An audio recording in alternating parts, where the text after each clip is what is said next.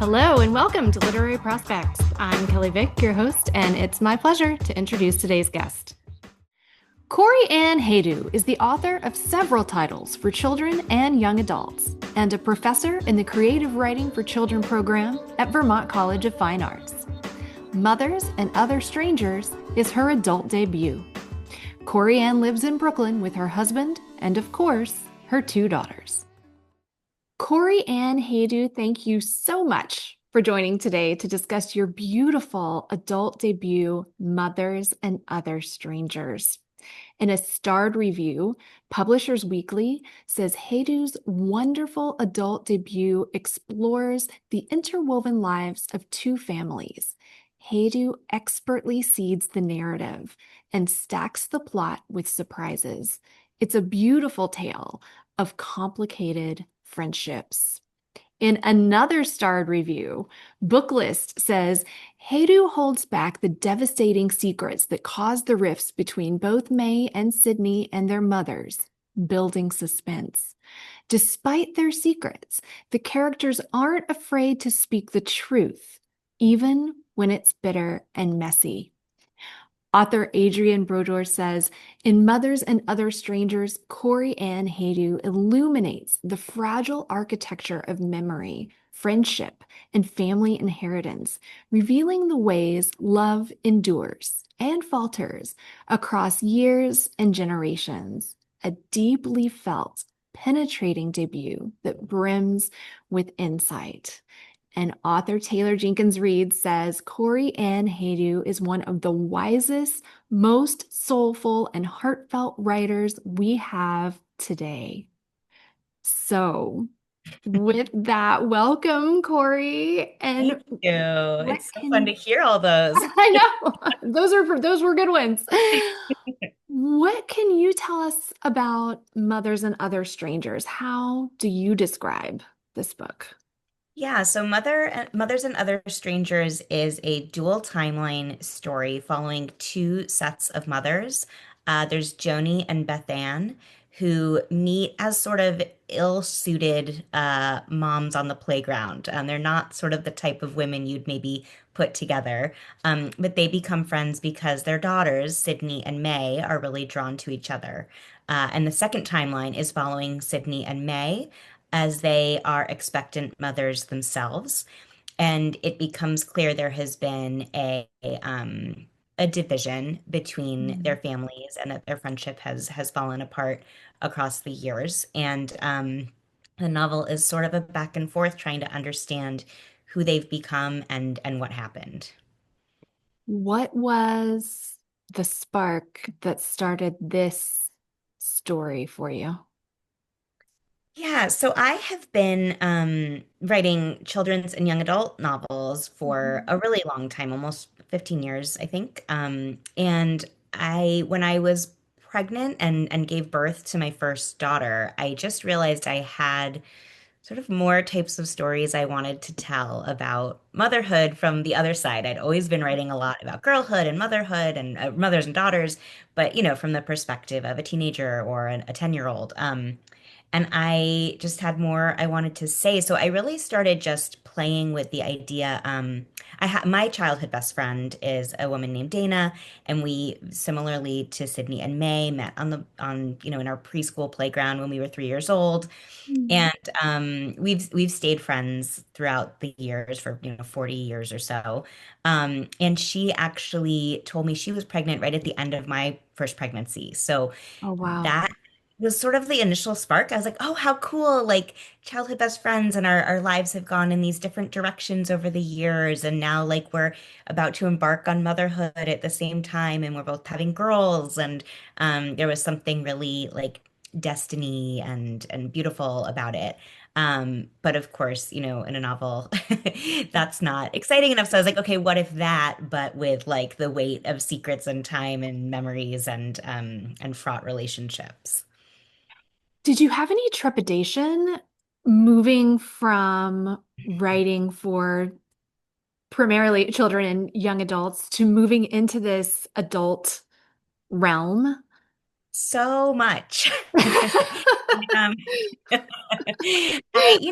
I've I've been lucky enough to be publishing for a really long time in the children's space. So I'm really comfortable there and really confident in my voice there. And when I first started writing, I was not writing children's and young adult, but that's where I ended up and where I've gotten really comfortable, got my feet under me, became sort of like a known quantity in that space. And Mhm. so starting something new, both the writing and the then submitting, going out to publishers was really vulnerable. Does this sound like I'm really too rooted in a YA voice? I think voice was where I felt the most nervous. Um, and then you just have it's like, oh, I can write about this. It hadn't occurred to me. A lot of my books are for the 8 to 12-year-old set. And so suddenly I can use different language and different ideas that I wouldn't use in that space. So it was exciting. It was like really liberating and fun and all of that, but it was incredibly vulnerable too. Oh, yeah, I can imagine. And also, I never really thought about it in this way, but sort of, I guess, yeah, the removal of constraint, the constraint of the kind of language that you can use. Now you can sort of go anywhere. Yeah, which is great, but also like I'm used to the boundaries, right? Mhm. Like being a writer is also about that constriction. I'm writing this type of novel, and these are the sort of rules of that world. And these are not that any, I don't think I write from a formulaic place, but just like here's what's expected from the type of novel I'm writing, and I really understand how to capture those plots. And when you remove all that, it's like, so I can just do anything. That's scary. And how much also because it is a book that is about motherhood, and the daughters do play a role, of course, trying to make sure I was spending the right amount of time on the childhood and adolescent stories, but from an adult perspective rather than like a present tense adolescent perspective. I really had to like check myself. I'm writing, this is for an adult reader. This is an adult perspective, even if I'm writing about, you know, 13-year-olds going to a concert. Like I'm writing about it from the grown-up perspective now. How do you think all of your work writing from the children's perspective has informed the way that you now approached this novel? I think probably the biggest way is just how seriously I take childhood and adolescence. I think there can be a tendency in adults, I don't even really particularly mean adult writers, but just in adults to sort of dismiss that period of time or put a like a type of veil on it to look at it Mhm. in a particular way that has that distance that adulthood offers you. But when you're writing for children and young adults, you have to be like much closer into it, and you have to have a real understanding of the importance of things that, from an adult perspective, like don't seem that important, or an adult knows like, well, yeah, you had that breakup at 15, but it's going to be fine. But a Mhm. 15-year-old like doesn't know that. And so when I'm writing children's and adult books, that character doesn't know that that's not the most important thing that's ever going to happen in their life. So I think bringing in that type of perspective and understanding how serious things feel when you're a kid, and sort of, yeah, not investing too much in that adult idea that like, oh, it doesn't matter, it doesn't matter. I think that's probably the biggest thing that served this book. Sort of that I can take adult issues seriously because I'm an adult, but Mhm. I can also take childhood things really seriously because I spend so much time in that world and taking them seriously already. It is really notable, I feel like, with your characters in this book, and especially, as children, they meet when they're 3 years old, and just the care and attention that's kind of given to that perspective is really interesting and beautiful to Yeah. watch on the Oh, page. yeah. It was a lot of fun to get to use that skill set, but for sort of a new purpose, and feel like all that work like also led me to the adult novel. That they're really separate because they're really different types of stories I'm telling in those spaces, but that the as a writer, like the craft part is sort of connected still. Yeah. How do your characters come to you? Do they sort of arrive in your brain and then, you're ready to go? Are they more fleshed out on the page? Are they people that you know, composites of people that you know? How does that normally look for you? That's a good question. I think I have a really long process of getting to know characters, and I Mm. think they start with like something I'm borrowing from myself. Like I need an initial connection, and it can be really small. Like, oh, we both like theater or whatever. It doesn't have to be um instrumental to their personality, but I do need like a point of connection. And then from that point of connection, a lot of my initial sort of drafting process is like a getting to know you, putting characters into different scenes to try to understand like how they would react, what are sort of their little pain points, what makes them feel vulnerable, where's their power in, how do they operate power in different relationship dynamics. Mm. Yeah, I just like to put them in a lot of different circumstances and sort of see what comes to be. And as I find things, then you can sort of it's some of it is working backwards. Like, oh, I discovered this, way over here, and now I have to sort of do the backwards work and thread it into these earlier scenes. So yeah, it's a getting to know you process, but with that initial connective, like, what do we have in common? What is it? Mm. And not just like I said, it doesn't have to be a huge thing we have in common, but it does have to be something that interests me and has some sort of meaning. Like I'm going to spend time with them, so I want to have things I'm really interested and curious about or really really emotionally connected to. So figuring out what it is we're both interested in, what it is we're both like struggling with. Well, speaking of commonalities and common struggles, the dedication in Mothers and Other Strangers says, to the friends you get to know when you become a parent, and the magnificent few who stick around for the rest of it too. I thought that was really lovely. Can you talk about that? Yeah, a lot of the book is about mom friends, if that term, there's parts of that term that are a little like for me, but they are about friends you meet when you become a parent. Mhm. And both the there's something really beautiful about that, and there's also something that can be like quite awkward about that. Sometimes you meet a friend through motherhood who you have so much in common with, and you're like on this journey together, and that's so amazing, and you become like friends, and the motherhood part is just this like initial foundational thing, but now you're connected on all these other levels. But there's also friends you make when you become a parent that are just like, you have a 3 month old and I have a 3 month old, and that's it. That's what we have We in need common. something to do.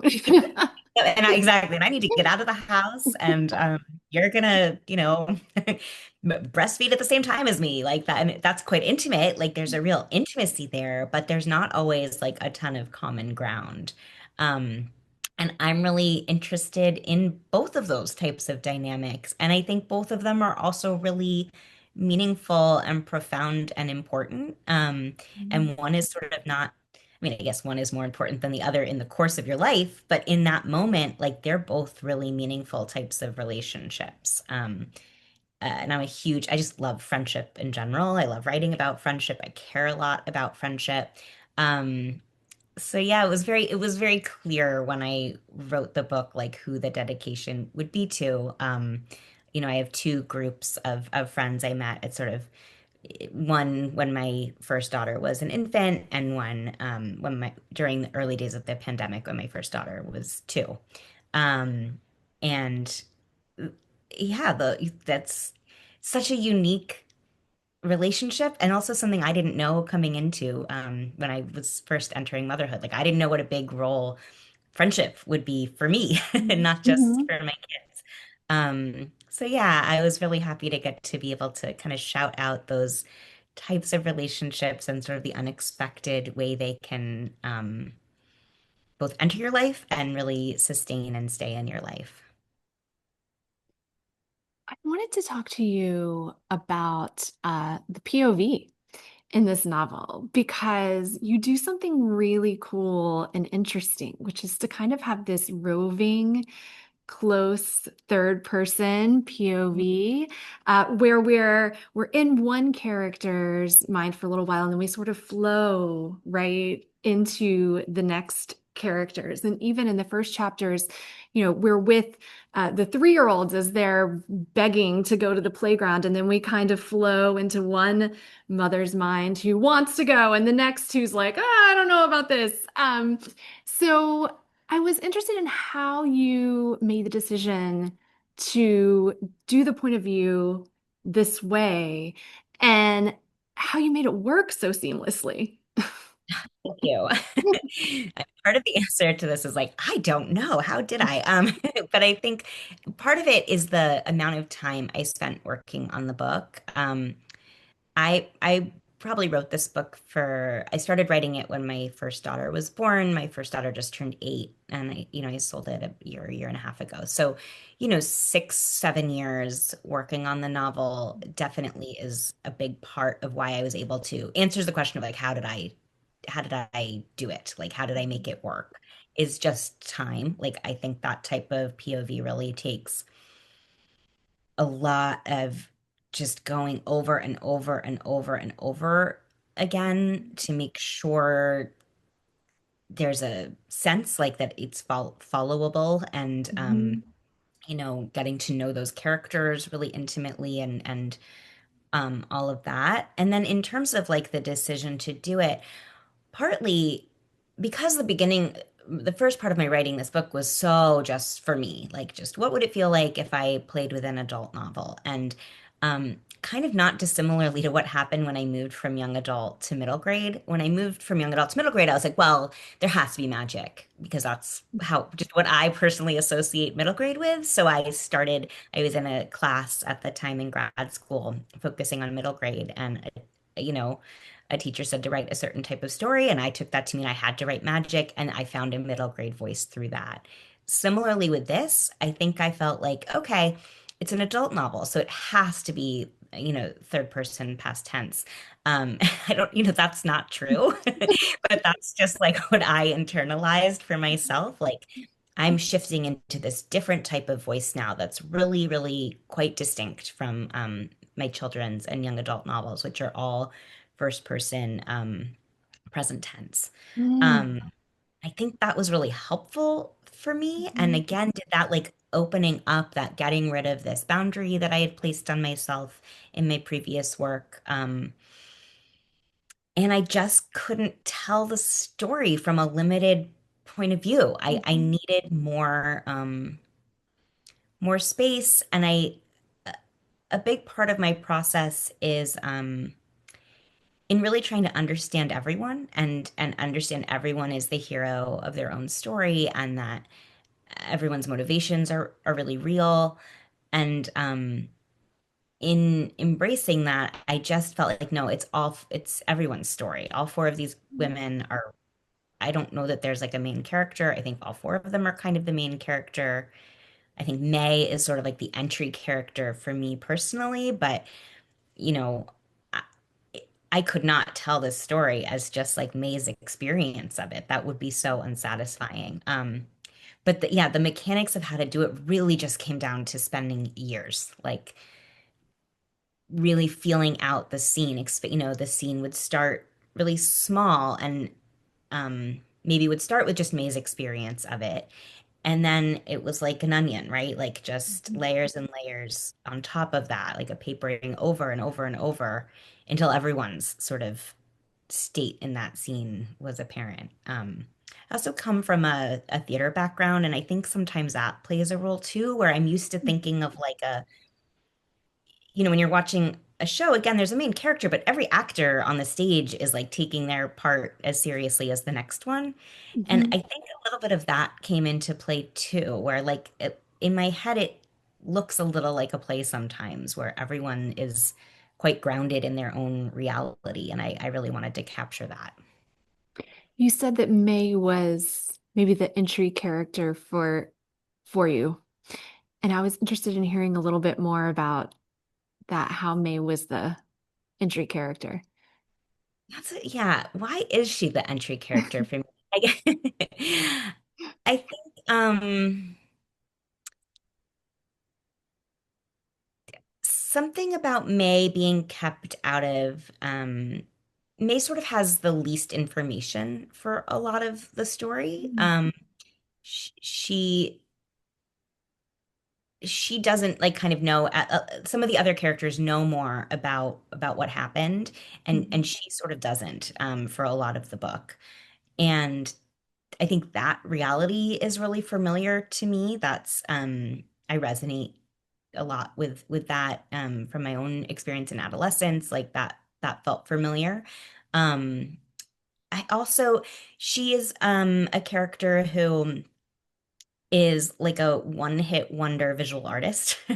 So she has this painting that is sort of talked about throughout the novel that was like just a huge hit, and she was sort of this it girl in the art scene, and sort of has struggled to figure out what that means. And I think a big entry point for me with May was also like the pursuit of an artistic life and the pitfalls and the obstacles therein, and the feeling like you're supposed to have done something special but not sure you've done a special enough thing. That felt really accessible to me as a feeling. um yeah, so little things like that, and then there's, yeah, or those are sort of bigger things, and then there's just smaller things around like her relationships and her friendships that are little like slivers of reality for things I went through, that I built in. I gave her more of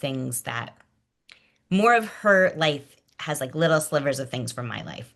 Even just the scenes she's in and her backstory and sort of her relationships are a little more based. I wouldn't even say based on my life, but tiny little bits of it pulled in. Whereas Beth Ann and Joni and Sydney were more created like totally separately from any real events in my life. What is your process like? You said it took years from sort of deciding. And so, how did you go from that initial spark and decision that you were going to work on this adult novel to the finished draft? What was the process like? And was it very different than how you would work on middle grade or YA? Yeah, it was so different, partly because I'm often contracted in middle grade and YA. So those are, work I'm doing. All of the work is like meaningful to me, obviously, and from a deeply felt place. But there's more like time pressure with the my children's work. That's how I make a living. So part of it is like just from that. So the creative portion of it has to have a different structure. I've had to get a little more regimented, a little more sure of what story I'm writing before I start writing it, all of that. And Mothers and Other Strangers, I kind of got to return to how I wrote my first YA novel, which was Mhm. like totally without a plan, totally not knowing anything that until I figured it out through writing. I didn't have an outline. I didn't have, these days I sort of write like a 3-page synopsis that I can definitely veer from, and I don't stick to it strictly, but that's what I've sort of learned works for me on my contracted work. Mhm. And with this, I didn't have anything like that. It was really like playing with dynamics, and not knowing, like knowing there was something like festering, but not knowing what it was until very late in the process. I know exactly when, because I was pregnant with my second daughter, when I was like, and I had a big revelation about like what it was, that was sort of simmering underneath everything. And that was in 2002, and I started writing it in 2018. So it took years for me to even figure out sort of some of the bigger plot points. And it was really Mhm. like a character study for years and years.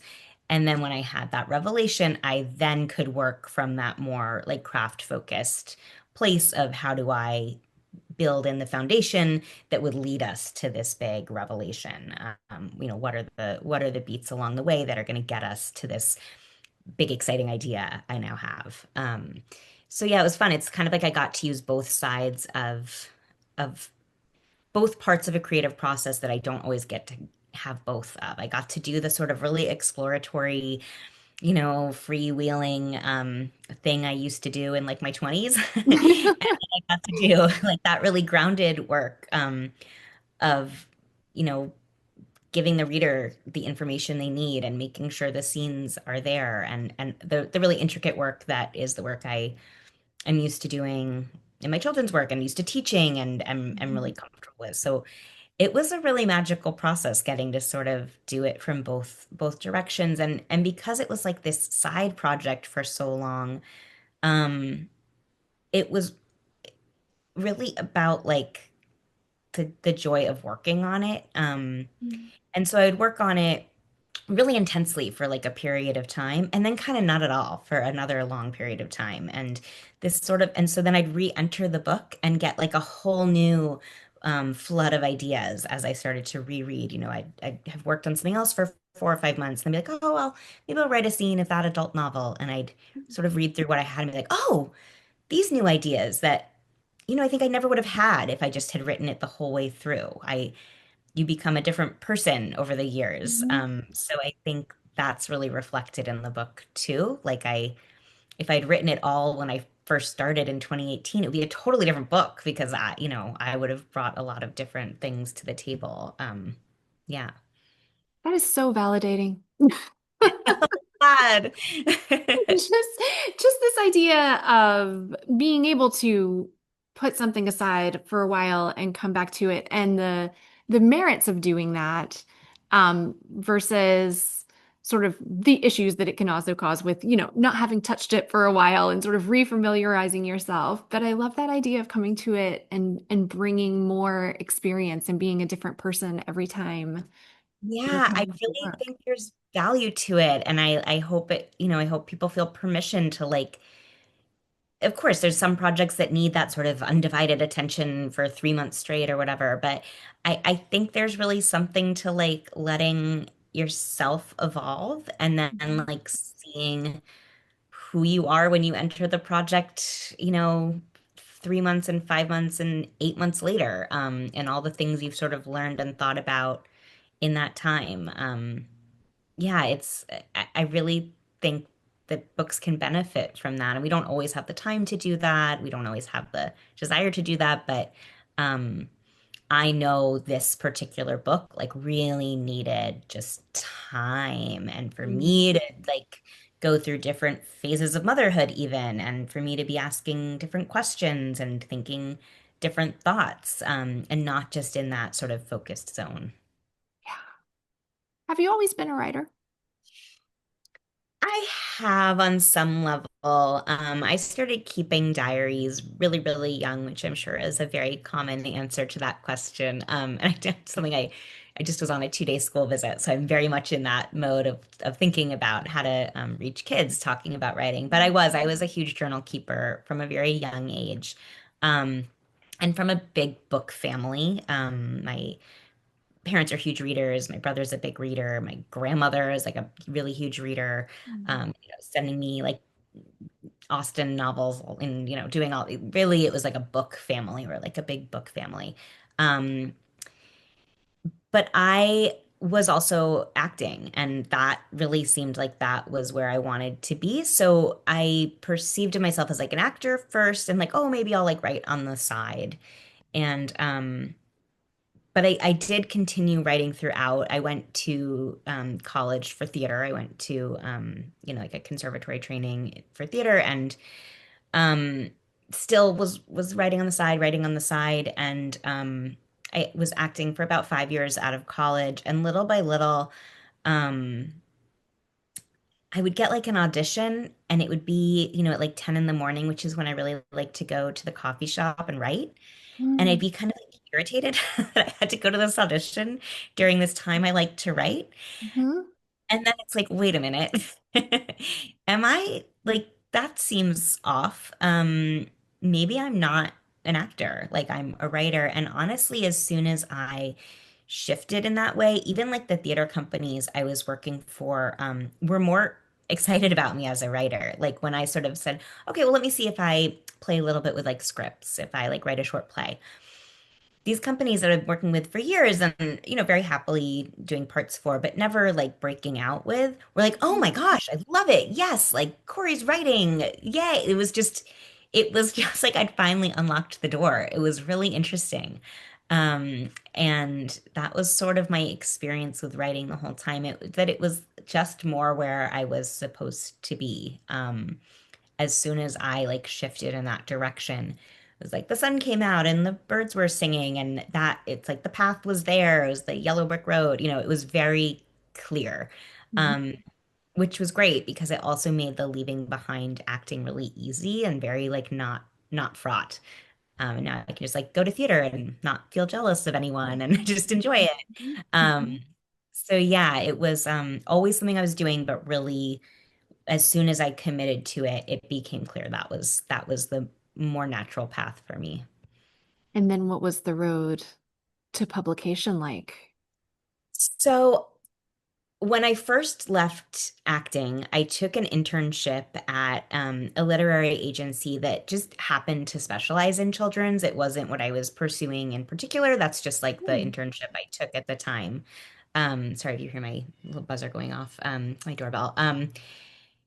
So they handed me like a stack of books. It was right around when Hunger Games had first come out, and there were a couple other books in there. And as soon as I was reading that material, I was like, oh, wait, I fell in love with reading at these ages, and how incredible to think about books from the perspective of a 10-year-old. And I just got excited about the work being done in that space. And then I applied to graduate schools for writing. And this is like, I don't know that I've said this before, but as is often the case in your 20s, like part of the decision was that I like had a boyfriend at the time who lived here, and I got into adult programs elsewhere, and I got into a children's program here in New York. And I didn't want to leave my boyfriend at the time, which is like a typical reason to make a decision, but that is what it is, right? I was like 25. And so that's what I did. I stayed here and stayed in New York and went to a children's writing program. And that was great. I mean, I am really happy that's where I've spent time and will continue to spend time. I love children's literature. I think it's really important. It's really fun. So I wrote a book. I first, let's see, when I was first writing sort of a full-length novel, I wrote a book about Amish Rumspringa, which I'm not Amish. I don't have a relationship to that outside of just lots of research. But that was sort of my first attempt at an adult novel, a young adult novel. And I went out to agents with that and had some interest, but sort of no one saying, yes, let's do it. But there was this one agent who sort of gave me some revision suggestions and said she'd like to see it again. And then some time passed and I was working on revisions and she emailed me sort of out of nowhere months later and was like, I really can't stop thinking about your writing. And I Hmm. like, do you have something else you're working on? Because I don't think like that's the novel, but like what else do you have? And I was working on a book about obsessive compulsive disorder and two teenagers with OCD falling in love. And I showed her some of that, and she was like, "Oh yeah, this is it." And so I signed with her. That's still my agent now, and we went out with that novel once I finished it. So then I had to do a lot of work actually writing that book that I showed her this little sliver of. And I got a couple of offers for that book and ended up with like the absolute perfect editor at the time. And yeah, that just sort of happened in this very unusual way. I got tons of rejections. It's just that this one agent, I think I went out to like 50 or 60 agents at the time and really like just a little bit of interest from some. And for whatever reason, Victoria just like had me on her mind. And she was a really new agent at the time. Now we're both like 15 years in, but at the time she was like a newer agent and I think was trying to build her her roster, and I'm just really lucky that like something about the way I wrote spoke to her, even though that book like wasn't the right book ultimately. And then moving from the children's space, the YA space, into the adult space, you have the same agent Yeah. for, and so what did that look like? How did that work? Yeah, so much of the publication of Mothers and Other Strangers is like really like a love letter to my agent Victoria. She luckily kind of was moving into adult at a similar time to when I started getting interested in that too. So we were really aligned on that. I showed her very early pages at some point years ago now, maybe 5 years ago or so.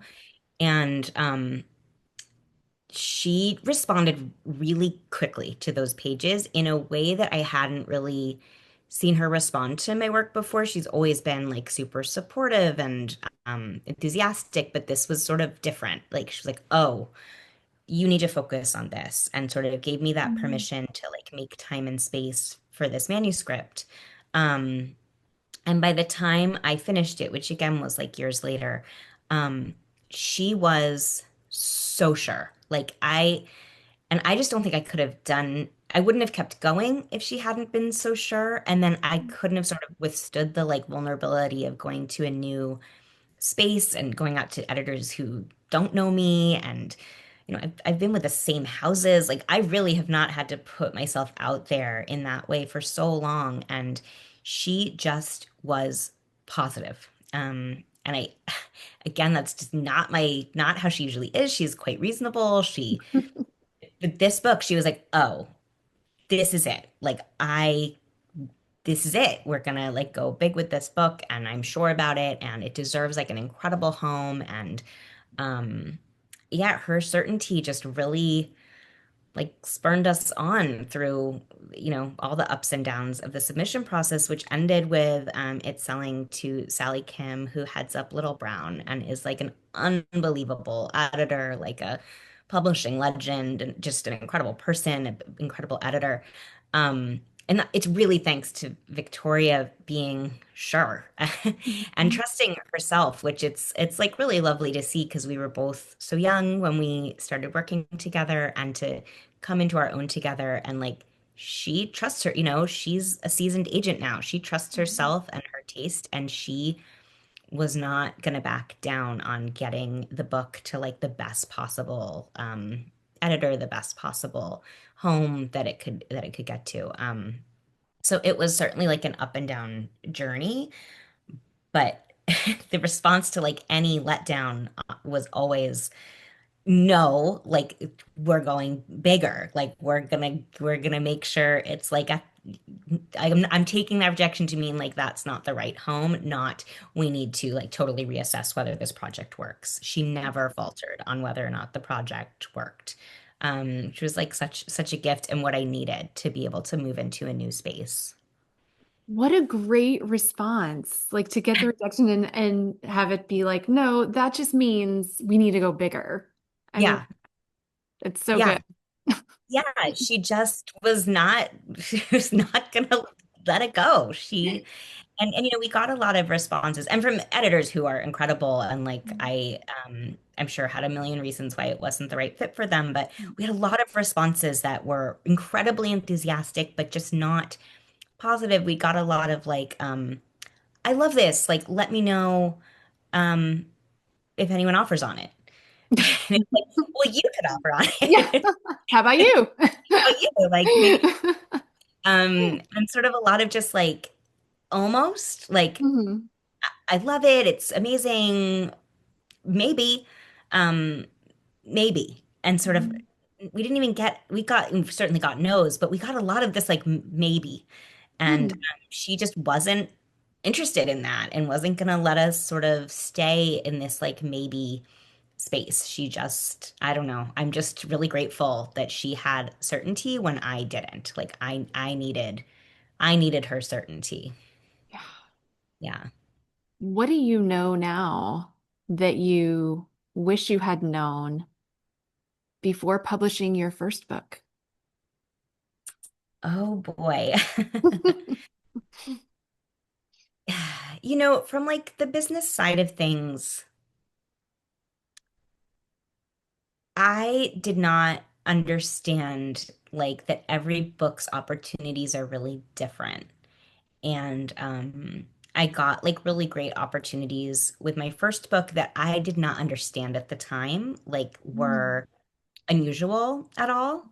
And not that I didn't take them seriously, like I definitely did, but again, I was so young and I thought like that's just what happened every time you published a book. And I could have like risen to that more, I think. And what's been amazing about getting to debut in a new space is like, I get it now.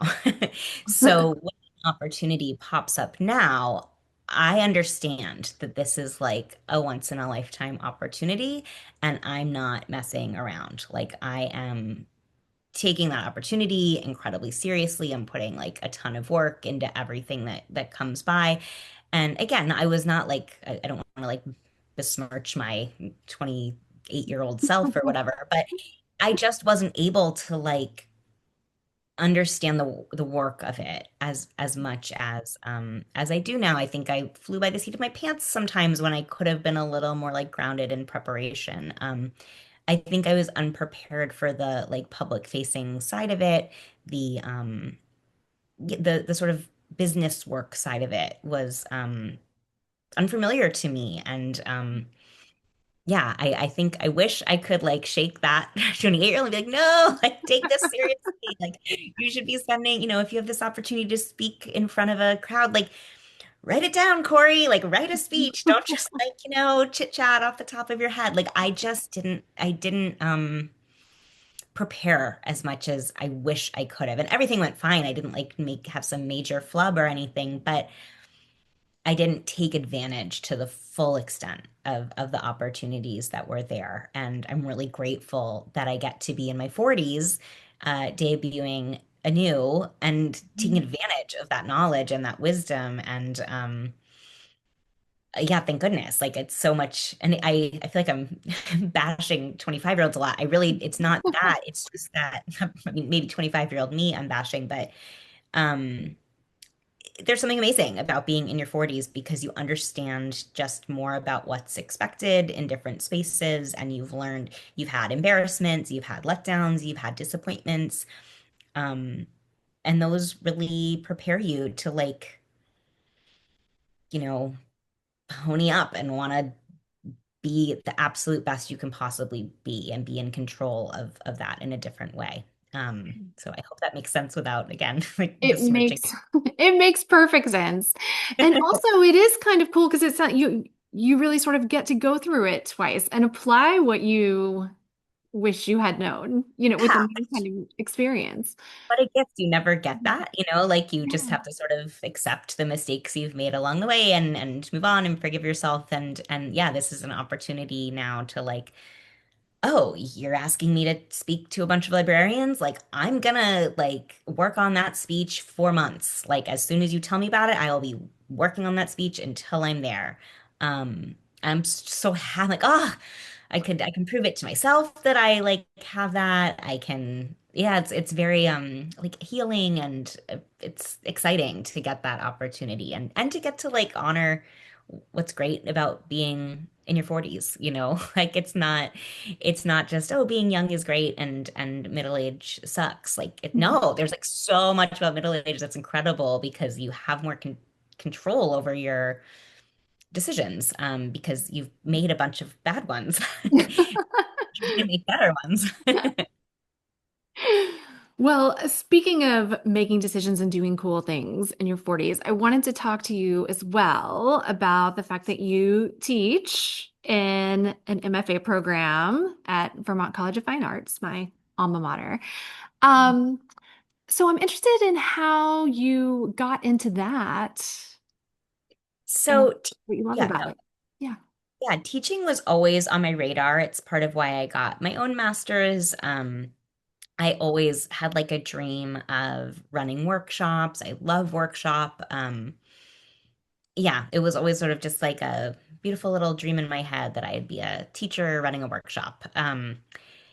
And a few years into my writing career, I was like, so how do I want to I want to get there. Like, how do I do that? And a writer friend of mine, Nova Benzuma, was working at BCFA at the time. And I was like, how did you make that happen? What should I do? And she led me to a couple of teaching opportunities to sort of get my head on right and develop those skill sets. And yeah, I sort of started building like a basis of having that experience. So I did some little workshops here and there, a lot of online work, which, cut to 2020, that becomes very valuable when I was Yeah. at BCA. It really served me well.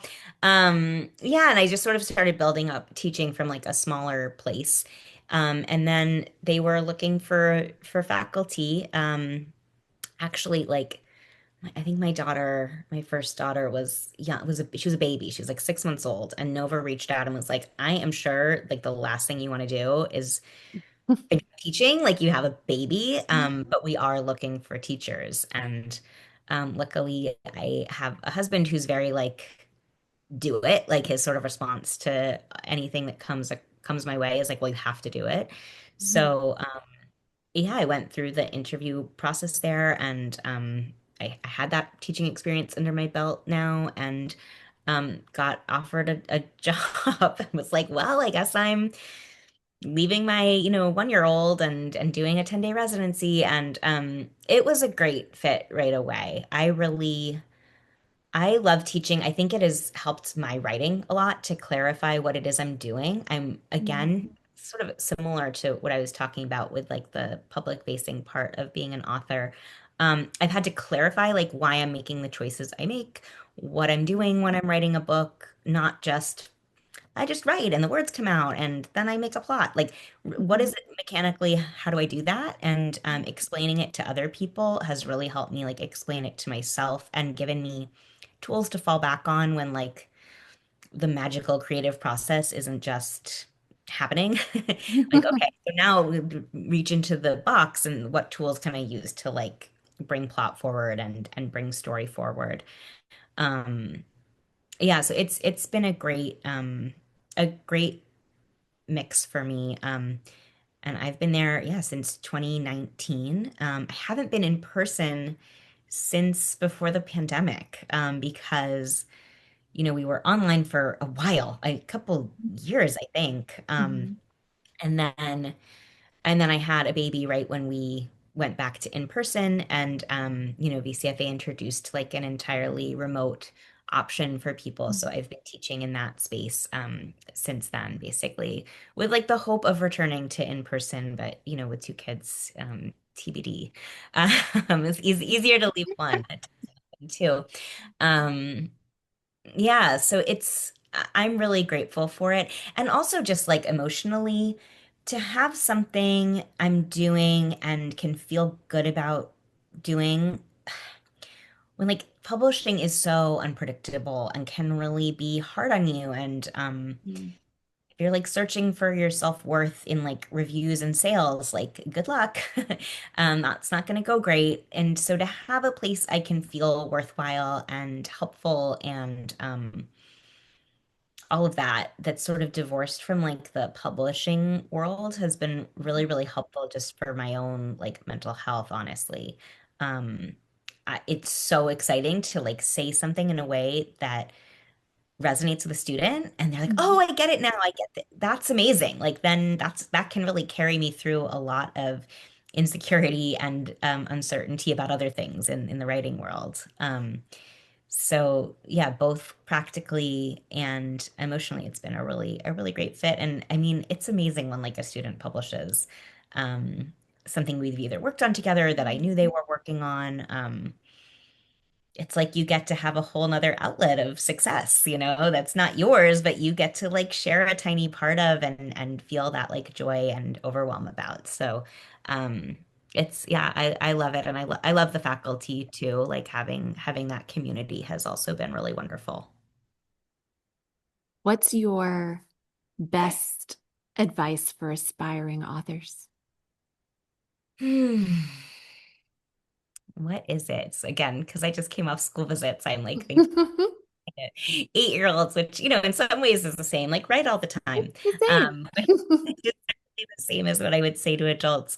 Um, but also I think, as a teacher, part of what I've learned is ev- everyone's brain works differently and everyone's understanding of the creative process is different. So to keep searching for teachers, whether that's like literal in-person teachers, whether that's writing friends, whether that's craft books, that give you that like moment of like, oh, I get it. Because if Mm, you're not getting it from one space, like that's fine. That just means like that person's way of explaining a craft tool or a creative process is not right for you. mhm. But I do think like it's comprehensible if you find the right person explaining it to you. So sort of really looking for the people you can talk to about writing and process. And I am a big believer in craft, and so really, again, finding spaces, and I think that could be anywhere. It can be a writing group, it can be a class, or it can be craft books, but finding like actual language to pin down craft that resonates with you. And then like really forcing yourself to use it. I talk a lot with my students about don't just like think you know the answer to a question. Like if I'm saying, why does your character, do XYZ? Don't just think it in your head. Write it down. Like make yourself accountable for the choices you're making in like a tangible way. Because I think sometimes as writers, we're like, yeah, yeah, I got it. Like it's all up here. Mhm. And I find that like the writing will get more grounded and easier if you're really writing down your choices and you're really like doing tangible work rather than just thinking it in your head, to really make it grounded in just a tangible, literal way, too. Oh, that's so smart. It seems simple, but so smart to just make yourself write it down and really explain to yourself, I mean, I have right? to do it too, right? This is all advice for myself too, where I'm like, I got it. And it's like, no, Corey, like, why do they want that? Write it down. Like, because you often find like I didn't actually decide that, or I Mhm. didn't like decide the rules of this world, or I didn't really like quite pin down the motivation here or the desire. So yeah, just literally write it down. So good. We have a traditional last question on this podcast, and it is, when Mothers and Other Strangers is made into a movie or series, what do you think the theme song should be? So I have listened to the podcast. I did. I don't want to pretend I didn't know it was coming. Um, and like, thank goodness, because I don't know if I could have come up with anything offhand, but I actually have like the perfect answer. There was a previous draft of the book that featured this song, and now it doesn't because of timeline. Just what age the characters were and all of that. But one of my favorite songs is Dead Man's Hill from the Indigo Girls. Um, Mm. and the chorus is don't you write this down, remember it in your head. Don't take a picture, remember this in your heart. Don't leave a message, talk to me face to face when everything comes apart. And I love that quote. And I think like that is the book. Like that's so much about what the book is about, the unwinding of past, there's like so much nostalgia in that song, and there's the sense that things have fallen apart, and that to piece it back together, like you have to find each other again, and not just, over text message, but like really right there face to face. So yeah, I think that would be perfect. I've also like listened, when that answer occurred to me, I just listened to the song like 47 times before I hopped on with you because I was like, ah, Oh, that song is so great. Such a good song. oh, I love that. I love it. Corey and Haydu, thank you so, so much for being here today. It has been such a treat getting to talk to you. What a wonderful conversation. Thank you. Thanks for joining us on Literary Prospects. If you liked what you heard, please subscribe and leave us a review. We'll see you next time.